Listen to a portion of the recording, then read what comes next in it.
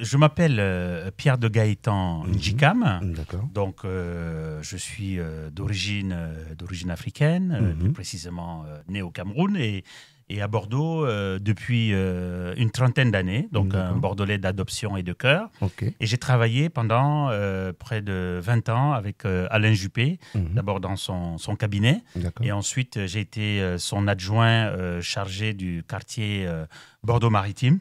Et donc j'ai pour cela accompagné M. Juppé et beaucoup de ses équipes pour voilà, travailler sur les questions essentiellement de la diversité. D'accord, ok. Quel est le périmètre géographique? Oui, alors donc pour ces élections législatives, en fait, il y a 12 circonscriptions. Et donc moi, je me présente comme candidat sur la première circonscription. Ce sont différents secteurs qui sont très différents d'ailleurs. D'abord, donc c'est le Grand Parc, les Chartrons, les Aubiers, Ginkgo, Bacalan, les bassins à flot, et puis Codéran, et le Bouscat et Bruges. Donc voilà, donc tous ces secteurs-là concernent les élections législatives. Comment ça se passe pour vous là, ces démarches? C'est facile, c'est Oui, alors bon, c'est jamais facile, hein, une campagne, surtout après l'élection présidentielle où il n'y a pas eu vraiment de débat. Donc là aussi, on n'a pas eu beaucoup de temps pour rencontrer les gens parce que le temps va vite. Le président de la République, il a pris tout son temps pour faire d'abord nommer le Premier ministre, ensuite faire son gouvernement. Tout cela ne nous a pas permis de rencontrer suffisamment de monde. Donc en fait, c'est tous les jours des rencontres, des échanges avec les uns et les autres. Et puis c'est surtout un moyen de dire en fait quelles sont nos propositions. Voilà, essayer de rencontrer le maximum de monde. Et c'est pour ça que je vous remercie, Bordeaux FM, de me donner l'occasion de pouvoir présenter ces propositions. Est-ce que vous pouvez les éclaircir un petit peu pour leur montrer? Avec plaisir. En fait, il y a, après les présidentielles, notre pays a besoin d'avoir un parlement. Un parlement avec donc des députés qui vont, certains, soutenir la politique du président de la République, d'autres essayer de proposer des choses différentes. Et donc, moi, je suis candidat pour représenter une famille politique, plusieurs familles politiques d'ailleurs, parce que je suis soutenu par plusieurs courants. Donc, le courant gaulliste, le courant des centristes, et puis la société civile. Parce que quand j'ai travaillé sur Bordeaux-Nord, donc j'ai eu beaucoup de contacts de différentes sensibilités. Donc, l'idée, c'est d'envoyer à l'Assemblée nationale des députés qui vont proposer des choses, soit pour améliorer le travail du président de la République, soit aussi, et c'est important, pour dire au président qu'il prend des mesures qui ne sont pas bonnes pour les citoyens et pour la France. Et donc de pouvoir corriger, de pouvoir peser, de pouvoir influencer les décisions au niveau national. Donc l'idée, c'est de choisir des gens qui vont nous représenter sur tous les secteurs dont je vous ai parlé, hein, le Grand Parc, Bacalan, les Aubiers, Chartrons, le Bouscat, pour qu'on puisse porter la parole des habitants et aussi la parole des entrepreneurs, des associations, des acteurs culturels au niveau de l'Assemblée nationale. C'est-à-dire que moi, je pense que depuis 5 ans, il y a des choses qui ne marchent pas. Hein, on parle de la situation du pouvoir d'achat. Alors, le président dit que pendant l'été, il va faire des choses pour les gens. Mais je suis désolé, cela fait quand même 5 ans qu'il dirige la France. Donc, diriger, c'est prévoir. Donc, on ne devait pas attendre la dernière minute pour se rendre compte que les gens ont des problèmes de pouvoir d'achat et de vie chère.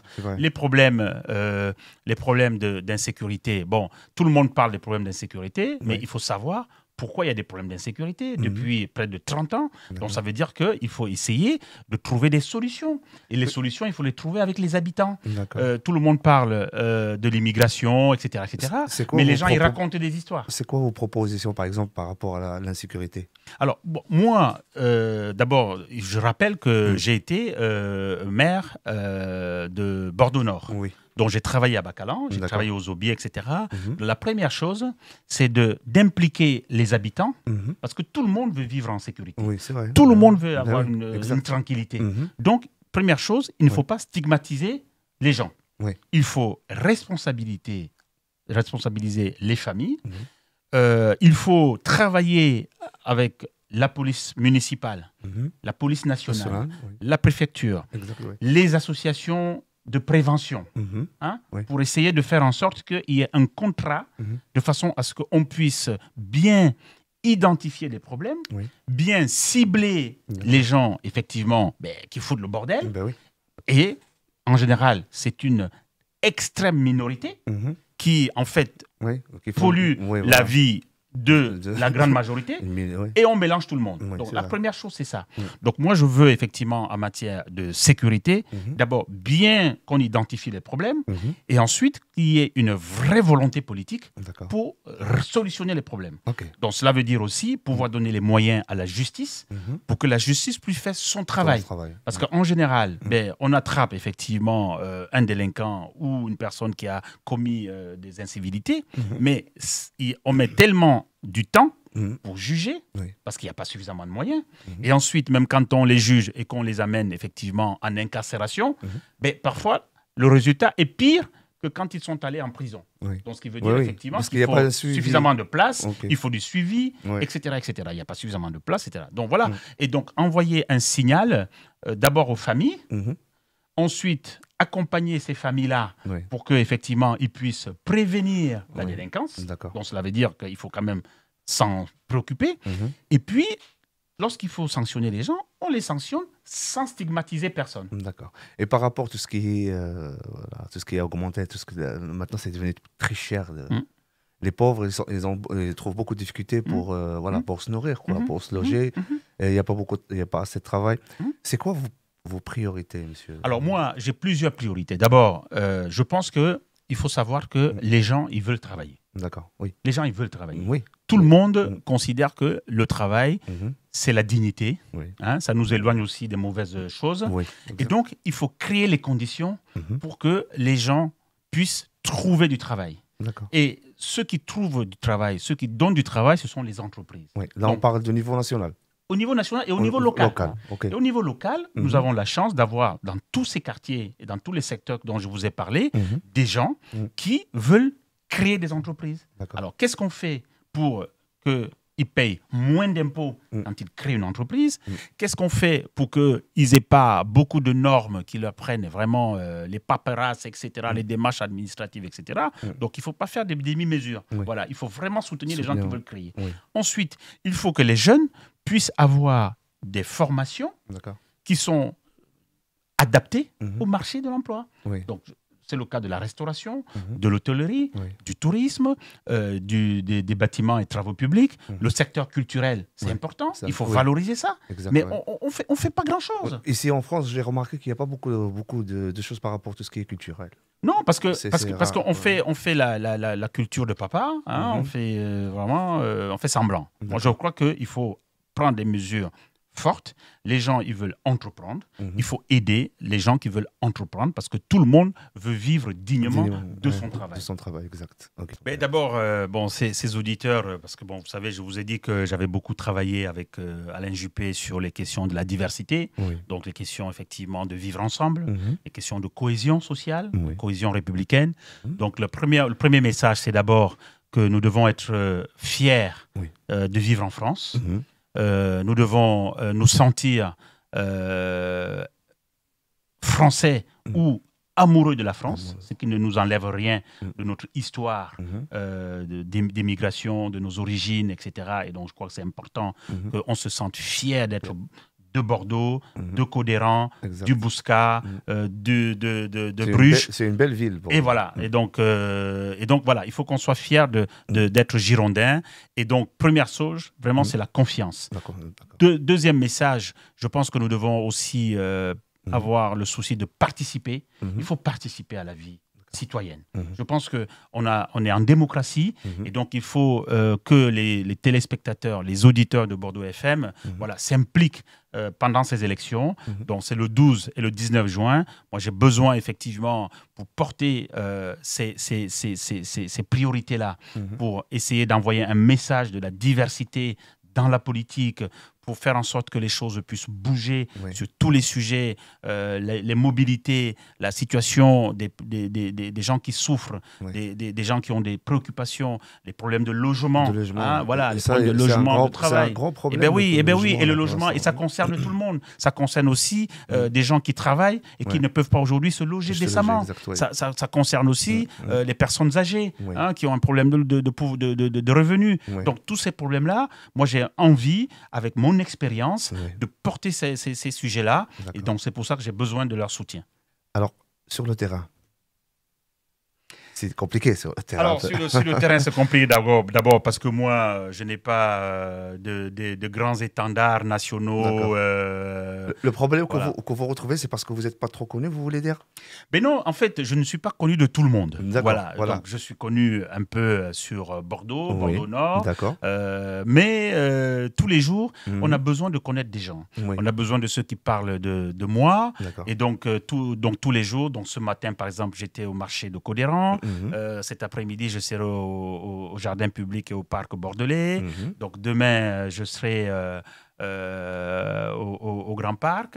Ensuite, je serai vendredi à Bacalan. C'est une tournée. Voilà, donc je suis sur le terrain et je suis disponible. Porte à porte. Voilà. Donc tout le monde peut me joindre au 06 24 74 58 70. Voilà, et tout le monde peut m'écrire. Voilà, et puis je suis vraiment disponible. Écoutez, et parlons-en vite fait maintenant tout ce qui est programme.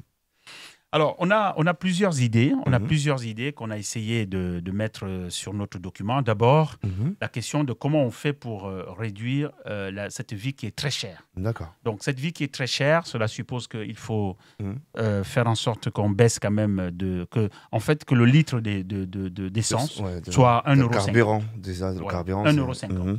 1,50 € à la pompe pour tout le monde. Donc, je pense également qu'il faut faire en sorte de baisser le prix de l'électricité et du gaz. Donc pour cela, il faut fixer un tarif, voilà, indépassable.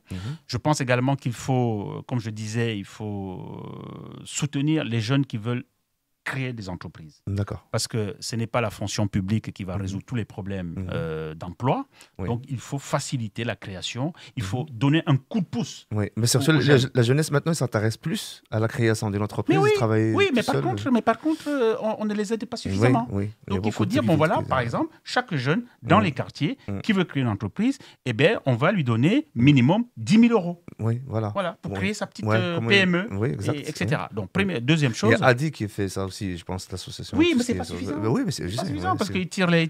Voilà, c'est... Et il demande beaucoup encore plus pour avoir les 10 000 €. Déjà, c'est des démarches... à n'en plus finir. Donc, je pense qu'il faut alléger tout ça. Il faut arrêter avec la paperasserie. Ensuite, il faut, comme je disais, il faut vraiment se rendre compte que les problèmes de tranquillité publique, les problèmes de sécurité, ça doit être traité avec fermeté, sans stigmatisation. Donc cela veut dire qu'il faut bien identifier les problèmes, les résoudre et non pas faire semblant. Donc troisième chose, je pense qu'il faut dire que la France a la chance d'avoir cette diversité culturelle. Donc il faut reconnaître l'apport de la diaspora, notamment la diaspora d'Afrique du Nord et du Maghreb. Donc c'est une richesse pour notre territoire. C'est une richesse. C'est la richesse de ceux qui sont nés ici. C'est la richesse également de ceux qui arrivent. Donc il faut bien les intégrer. Donc ça veut dire qu'il faut faire une nouvelle politique d'immigration qui permet de sérieusement, comme les Allemands l'ont fait, intégrer les gens et non pas faire semblant.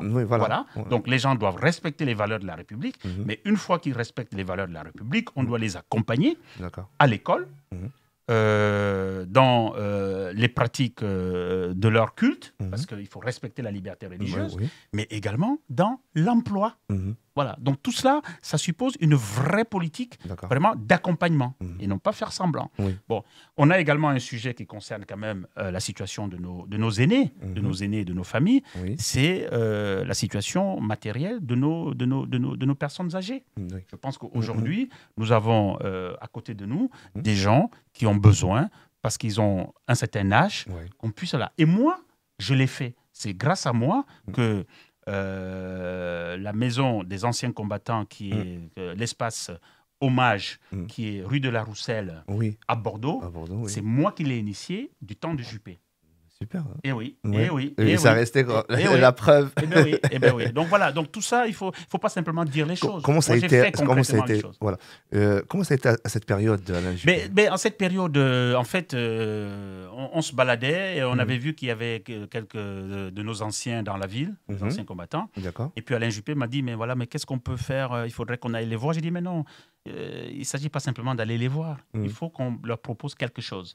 Et donc, avec le consulat, à l'époque, avec le consulat général du Maroc, donc nous avons initié ce projet avec l'association Alif, voilà, qui a beaucoup travaillé avec nous, qui nous a beaucoup aidé, qui nous a accompagnés dans la réflexion, dans les propositions. Très bien, ouais. Donc, avec Alif, on a fédéré plusieurs associations, Échange et Culture et beaucoup d'autres.